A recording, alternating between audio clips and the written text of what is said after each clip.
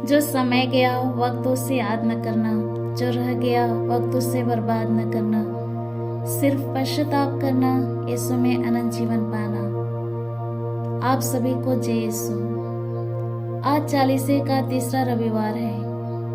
आज के पवित्र सुसमाचार में प्रभु हमें पश्चाताप करने के लिए पुकारते हैं और आज इस दृष्टांत में दो पात्र हैं, पश्चाताप एवं फलहीन अंजीर का पेड़।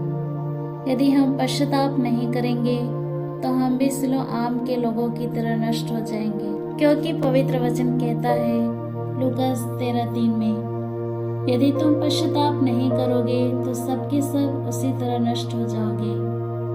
आज हमारे लिए खास मौका है और हम इस मौके को न गंवाएं। इस 40 काल में सच्चा पश्चाताप करें।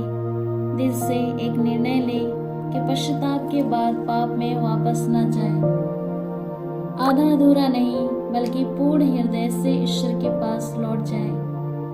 जैसे योएल के ग्रंथ अध्याय 2:13 में वचन कहता है, पूरे हृदय से मेरे पास लौट आओ, अपने वस्त्र फाड़ कर नहीं बल्कि हृदय से पश्चाताप करो और अपने प्रभु ईश्वर के पास लौट जाओ। पर हम इस बात पर बहुत ही नजरअंदाज करते हैं और सोचते हैं समय आएगा तो करेंगे, और हम अक्सर यह काम जवानी के दिनों में करते हैं। पर उपदेशक कहता है 12:1 में, अपने जवानी के दिनों में अपने सृष्टिकर्ता को याद रखो, बुरे दिनों के आने के पहले बुढ़ापे के लिए न छोड़ दें, क्योंकि बुरा समय तभी आता है जब हम अपने सृष्टिकर्ता से दूर हो जाते हैं।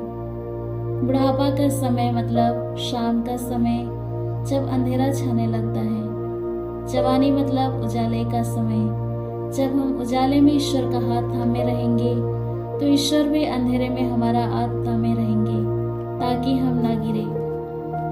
क्योंकि वचन याद दिला रहा है मार्कुस 1:15 में, समय पूरा हो चुका है, ईश्वर का राज्य निकट आ गया है। पश्चाताप करो और सुसमाचार में विश्वास करो।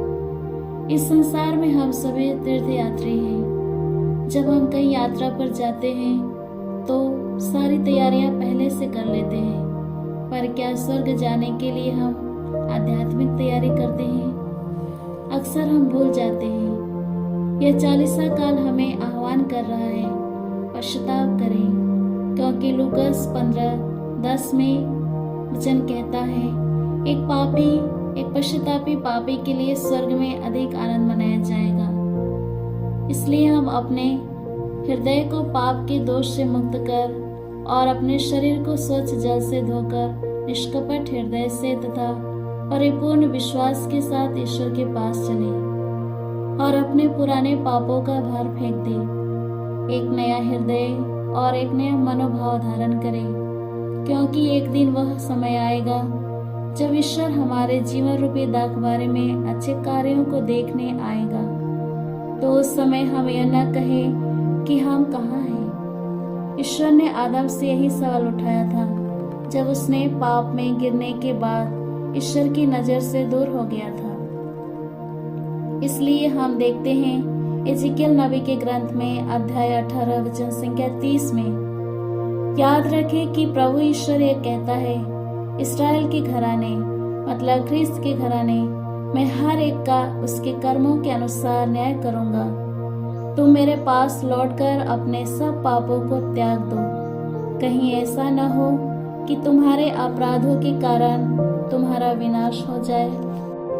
तो आइए हम पश्चाताप करें, क्योंकि वह करुणामय, दयालु, अत्यंत सहनशील और दया सागर है और वह सब सहज ही द्रवित हो जाता है। आप सभी को जय यीशु।